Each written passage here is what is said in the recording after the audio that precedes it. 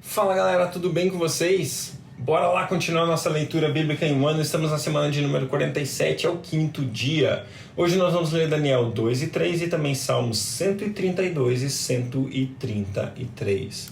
Deus, obrigado por mais um dia de leitura da sua palavra. Nós queremos pedir ao Senhor que o Senhor fale conosco. Nós somos gratos ao Senhor por esse dia. Somos gratos ao Senhor pela vida que o Senhor deposita nos nossos pulmões, Deus. A vida que o Senhor deposita, o Espírito que está sobre nós, Deus. Muito obrigado, Deus, pelo Senhor, Deus, que nos ama, pelo Senhor que nos cuida, o Senhor que nos protege, o Senhor que é por nós. Se Deus é por nós, quem será contra nós? Deus, nós queremos viver conectados contigo, Deus, para que a gente possa experimentar qual é a boa, perfeita e agradável vontade do Senhor, Pai. Eis-nos aqui, fala conosco no dia de hoje, em nome de Jesus. Amém. Daniel, capítulo 2. No segundo ano do seu reinado, Nabucodonosor teve sonhos. Sua mente ficou tão perturbada que ele não conseguia dormir. Por isso o rei convocou os magos, os encantadores, os feiticeiros e os astrólogos para que lhe dissessem o que ele havia sonhado. Quando eles vieram e se apresentaram ao rei, este lhes disse: "Tive um sonho que me perturba e quero saber o que significa." Então os astrólogos responderam em aramaico ao rei: "Ó rei que vive para sempre, conta o sonho aos teus servos e nós o interpretaremos." O rei respondeu aos astrólogos: "Esta é a minha decisão. Se vocês não me disserem qual foi o meu sonho e não o interpretarem, farei que vocês sejam cortados em pedaços e que suas casas se tornem montes de entulho. Mas, se me revelarem o sonho e o interpretarem, eu darei a vocês presentes, recompensas e grandes honrarias. Portanto, revelem-me o sonho e a interpretação." Mas eles tornaram a dizer: "Conte o rei o seu sonho a seus servos e nós o interpretaremos." Então o rei respondeu: "Já descobri que vocês estão tentando ganhar tempo, pois sabem a minha decisão. Se não me contarem o sonho, todos vocês receberão a mesma sentença, pois vocês combinaram enganar-me com mentiras, esperando que a situação mudasse. Conte-me o sonho e saberei que vocês são capazes de interpretá-lo para mim." Os astrólogos responderam ao rei: "Não há homem na terra que possa fazer o que o rei está pedindo. Nenhum rei, por maior e mais poderoso que tenha sido, chegou a pedir uma coisa dessas a nenhum mago, encantador ou astrólogo. O que o rei está pedindo é difícil demais. Ninguém pode revelar isso ao rei senão os deuses, e eles não vivem entre os mortais." Isso deixou o rei tão irritado e furioso que ele ordenou a execução de todos os sábios da Babilônia. E assim foi emitido um decreto para que fossem mortos os sábios. Os encarregados saíram à procura de Daniel e de seus amigos para que também fossem mortos. Arioque, o comandante da guarda do rei, já se preparava para matar os sábios da Babilônia quando Daniel dirigisse a ele com sabedoria e bom senso. Ele perguntou ao oficial do rei: "Por que o rei emitiu um decreto tão severo?" Arioque explicou o motivo a Daniel. Diante disso, Daniel foi pedir ao rei que lhe desse um prazo e ele daria a interpretação. Daniel voltou para casa, contou o problema a seus amigos Ananias, Misael e Azarias, e lhes pediu que rogassem ao Deus dos céus que tivesse misericórdia acerca desse mistério, para que ele e seus amigos não fossem executados com os outros sábios da Babilônia. Então, o mistério foi revelado a Daniel de noite numa visão. Daniel louvou a Deus dos céus e disse: "Louvado seja o nome de Deus para todo o sempre. A sabedoria e o poder pertencem a Ele. Ele muda as épocas e as estações, destrona reis e os estabelece, dá sabedoria aos sábios e conhecimento aos que sabem discernir. Revela coisas profundas e ocultas, conhece o que jaz nas trevas, e luz habita com ele. Eu te agradeço e te louvo, ó Deus, dos meus antepassados. Tu me deste sabedoria e poder, e me revelaste o que te pedimos. Revelaste-nos o sonho do rei." Então Daniel foi falar com Arioque, a quem o rei tinha designado para executar os sábios da Babilônia, e lhe disse: "Não execute os sábios. Leve-me ao rei, e eu interpretarei para ele o sonho que teve." Imediatamente, Arioque levou Daniel ao rei e disse: "Encontrei um homem entre os exilados de Judá que pode dizer o significado do sonho." O rei perguntou a Daniel, também chamado de Beltesazar: "Você é capaz de contar-me o que vi no meu sonho e interpretá-lo?" Daniel respondeu: nenhum sábio, encantador, mago ou adivinho é capaz de revelar ao rei o mistério sobre o qual ele perguntou. Mas existe um Deus nos céus que revela os mistérios. Ele mostrou ao rei Nabucodonosor o que acontecerá nos últimos dias. O sonho e as visões que passaram por tua mente quando estavas deitado foram as seguintes. Quando estavas deitado, ó rei, tua mente se voltou para as coisas futuras, e aquele que revela os mistérios te mostrou o que vai acontecer. Quanto a mim, esse mistério não me foi revelado porque eu tenha mais sabedoria do que os outros homens, mas para que tu, ó rei, saibas a interpretação e entendas o que passou pela tua mente. Tu olhaste, ó rei, e diante de ti estava uma grande estátua. Uma estátua enorme e impressionante, de aparência terrível. A cabeça da estátua era feita de ouro puro, o peito e o braço eram de prata, e o ventre e os quadris eram de bronze. As pernas eram de ferro, e os pés eram em parte de ferro e outra parte de barro. Enquanto estavas observando, uma pedra se soltou sem auxílio de mãos, atingiu a estátua e os pés de ferro e de barro e os esmigalhou. Então o ferro e o barro, o bronze, a prata, o ouro foram despedaçados, viraram pó, como o pó da debulha de trigo na eira durante o verão. O vento os levou sem deixar vestígio, mas a pedra que atingiu a estátua tornou-se uma montanha e encheu toda a terra. Foi esse o sonho e nós o interpretamos para o rei. Tu, ó rei, és rei de reis. O Deus dos céus concedeu-te domínio, poder, força e glória. Nas tuas mãos ele pôs a humanidade, os animais selvagens e as aves dos céus. Onde quer que vivam, ele fez de ti o governante deles todos. Tu és a cabeça de ouro. Depois de ti surgirá um outro reino, inferior ao teu. Em seguida surgirá um terceiro reino, o reino de bronze, que governará toda a terra. Finalmente haverá um quarto reino, forte como o ferro, pois o ferro quebra e destrói tudo.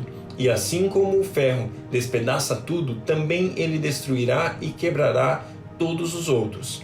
Como viste, os pés e os dedos eram em parte de barro e em parte de ferro. Isso quer dizer que esse reino será um reino dividido, mas ainda assim terá um pouco de força do ferro, embora tenhas visto o ferro misturado com o barro. Assim como os dedos eram em parte ferro e em parte barro, também este reino será em parte forte e em parte frágil. Como viste, o ferro estava misturado com o barro. Isso significa que se farão alianças políticas por meio de casamentos, mas a união decorrente dessas alianças não se firmará, assim como o ferro não se mistura com o barro. Na época desses reis, o Deus dos céus estabelecerá um reino que jamais será destruído e que nunca será dominado por nenhum outro povo. Destruirá todos os reinos daqueles reis e os exterminará, mas esse reino durará para sempre. Esse é o significado da visão da pedra que se soltou de uma montanha, sem auxílio de mãos, pedra que esmigalhou o ferro, o bronze, o barro, a prata e o ouro. O Deus poderoso mostrou ao rei o que acontecerá no futuro. O sonho é verdadeiro e a interpretação é fiel. Então o rei Nabucodonosor caiu prostrado diante de Daniel, prestou-lhe honra e ordenou-lhe que fosse apresentada uma oferta de cereal e incenso. O rei disse a Daniel: não há dúvida de que o seu Deus é o Deus dos deuses, o Senhor dos reis e aquele que revela os mistérios, pois você conseguiu revelar esse mistério. Assim, o rei pôs Daniel num alto cargo e o cobriu de presentes. Ele o designou governante de toda a província da Babilônia e o encarregou de todos os sábios da província. Além disso, a pedido de Daniel, o rei nomeou Sadraque, Mesague e Abednego administradores da província da Babilônia, enquanto o próprio Daniel permanecia na corte do rei. Daniel, capítulo 3. O rei Nabucodonosor fez uma imagem de ouro de 27 metros de altura e 2 metros e 70 centímetros de largura, e a ergueu na planície de Dura, na província da Babilônia. Depois convocou os sátrapas, os prefeitos, os governadores, os conselheiros, os tesoureiros, os juízes, os magistrados e todas as autoridades provinciais para assistirem à dedicação da imagem que mandara erguer.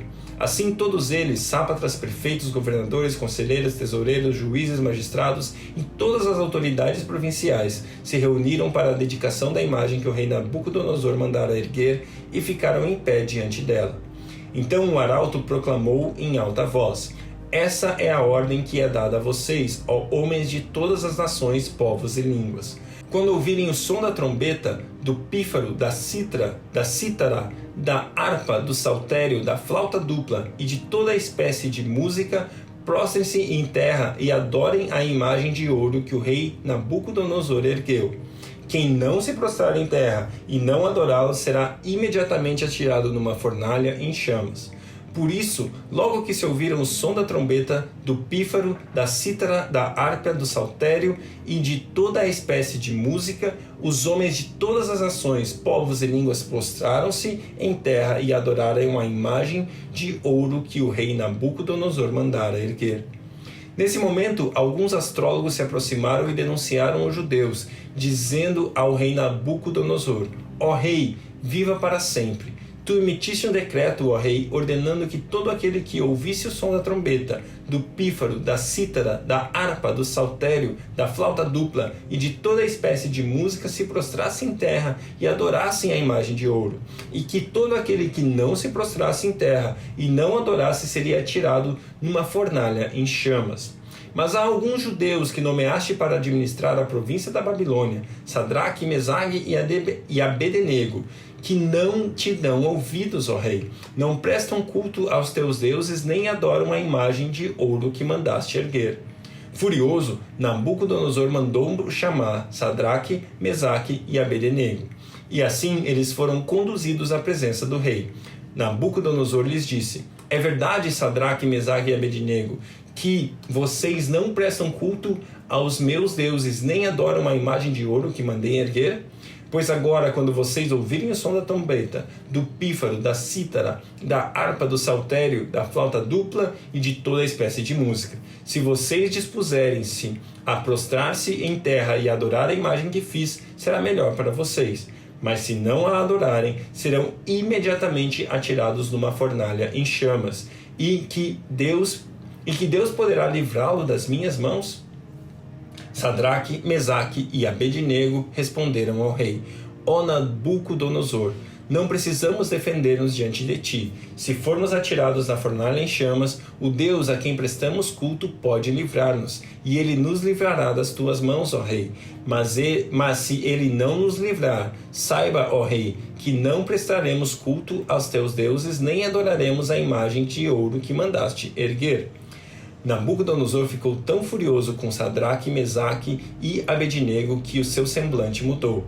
Deu ordens para que a fornalha fosse aquecida 7 vezes mais que de costume, e ordenou que alguns dos soldados mais fortes do seu exército arremessassem Sadraque, Mesaque e Abednego e os atirassem na fornalha em chamas. E os 3 homens, vestidos com os seus mantos, calções, turbantes e outras roupas, foram amarrados e atirados na fornalha extraordinariamente quente. A ordem do rei era urgente, e a fornalha estava tão quente que as chamas mataram os soldados que levaram Sadraque, Mesaque e Abednego, e estes caíram amarrados dentro da fornalha em chamas. Mas logo depois o rei Nabucodonosor, alarmado, levantou-se e perguntou aos seus conselheiros: não foram 3 os homens amarrados que nós atiramos no fogo? Eles responderam: sim, ó rei. O rei exclamou: olhem, estou vendo 4 homens desamarrados e ilesos andando pelo fogo, e o 4º homem se parece como um filho dos deuses. Então Nabucodonosor aproximou-se da entrada da fornalha em chamas e gritou: Sadraque, Mesaque e Abednego, servos do Deus Altíssimo, saiam, venham aqui. E Sadraque, Mesaque e Abednego saíram do fogo. Os sátrapas, os prefeitos, os governadores e os conselheiros do rei se ajuntaram em torno deles e comprovaram que o fogo não tinha ferido o corpo deles. Nem um só fio de cabelo tinha sido chamuscado. Os seus mantos não estavam queimados e não havia cheiro de fogo neles. Então disse Nabucodonosor: louvado seja o Deus de Sadraque, Mesaque e Abednego, que enviou o seu anjo e os livrou os seus servos. Eles confiaram nele, desafiaram a ordem do rei, preferindo abrir mão da sua vida a prestar culto e a adorar a outro Deus que não fosse o seu próprio Deus. Por isso eu decreto que todo homem de qualquer povo, nação e língua que disser alguma coisa contra o Deus de Sadraque, Mesaque e Abednego seja despedaçado e sua casa seja transformada em montes de entulho. Pois nenhum outro Deus é capaz de livrar alguém dessa maneira. Então o rei promoveu Sadraque, Mesaque e Abednego na província da Babilônia. Louvado seja Deus! Esse é meu Deus, esse é teu Deus. Eu amo esse texto porque ele representa muito aquilo que Jesus fez por mim e por você. Eu e você estávamos antes destinados ao fogo eterno. O nosso destino era a condenação. O nosso destino era queimar para sempre. As nossas almas mereciam a perdição eterna. Mas Jesus nos resgatou daquele lugar. Assim como esse homem que estava com ele, esse quarto homem da fornalha, tinha imagem como um Deus. Ele mesmo, Jesus, foi até o nosso lugar de perdição, o nosso lugar de condenação, o nosso lugar de destruição eterna e nos resgatou daquele lugar para que a gente viva a vida eterna. A gente pode pensar nisso, nessa magnitude que eu acabei de falar, pensando na grandeza da salvação do nosso Deus, e a gente pode pensar no nosso dia a dia. Deus está com a gente no fogo, Deus está com a gente na situação difícil, Deus está com a gente nos problemas, Deus está com a gente na dor, Deus está comigo, está com você nas nossas provações. Quando o fogo estiver quente demais, quando for 7 vezes pior o problema que a gente estiver passando, eu e você podemos ter certeza de uma coisa: há um quarto homem na fornalha. Ele se chama Jesus Cristo, o meu Senhor, o seu Senhor, o meu Salvador, o seu Salvador. Salmo 132. Senhor, lembra-te de Davi e das dificuldades que enfrentou.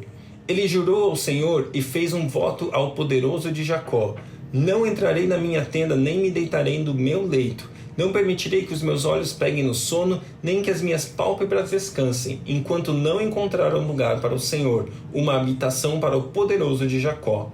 Soubemos que a arca estava em Efrata, mas não a encontramos nos campos de Jaar.